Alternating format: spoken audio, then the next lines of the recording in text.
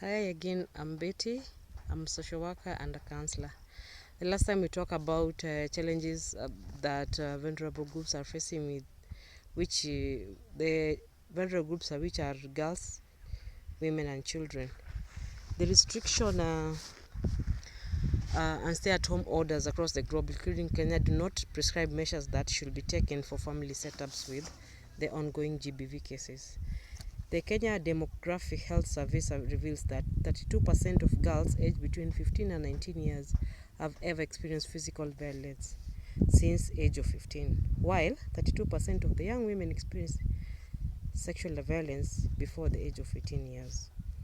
Kenya Violence Against Children survey estimates that 22% of girls aged between 15 to 19 describe their first experience of sexual intercourse as forced. This survey reports list uncles, aunties, fathers, brothers, mothers, and some of the common perpetrators of violence living in the same household with the victims. The stay-at-home order for adolescents, girls, and young women will aggravate gender gaps in education and lead to increased risk of sexual exploitation, violence, defilement, early and unintended marriages, child and early forced marriages. So the research shows that victims of gender-based violence is perpetrated and also are also at risk of suffering significant physical and or emotional harm. In fact, perpetrators of abuse take advantage of restriction due to COVID-19 to exercise power and control over the victims by reducing access to services, help, and psychosocial support from available helpline services. The young women and adult girls are faced with economic and livelihood challenges during lockdown period.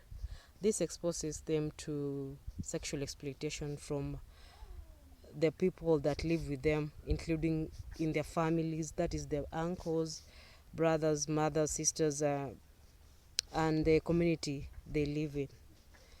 The usual way of earning living and income generation have been curtailed, with opportunities for a sensible livelihood denied.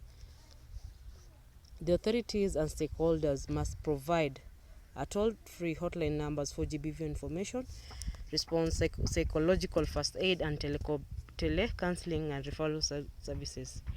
That is 1190, 1195, 116 for survivors to raise alarm and seek immediate and post-violence services. So we can see from these things that we can see daily children have been victimized. We can see daily that children are getting pregnant and the numbers are still rising. So what can we do as a community to try and help them?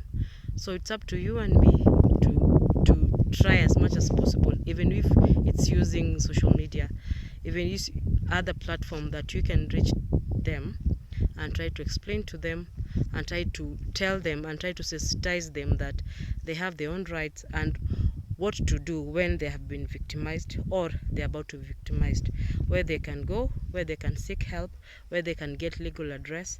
And it's up to us to give them psychosocial services as counseling and trying to help them if they're in danger or something, and we take them to safe houses so that they can feel safe, so that when they're there they can follow up for legal redress. So that's all for today. We thank you. I'm telling each one and every you to keep safe, to avoid exposure to the COVID-19 pandemic. Thank you.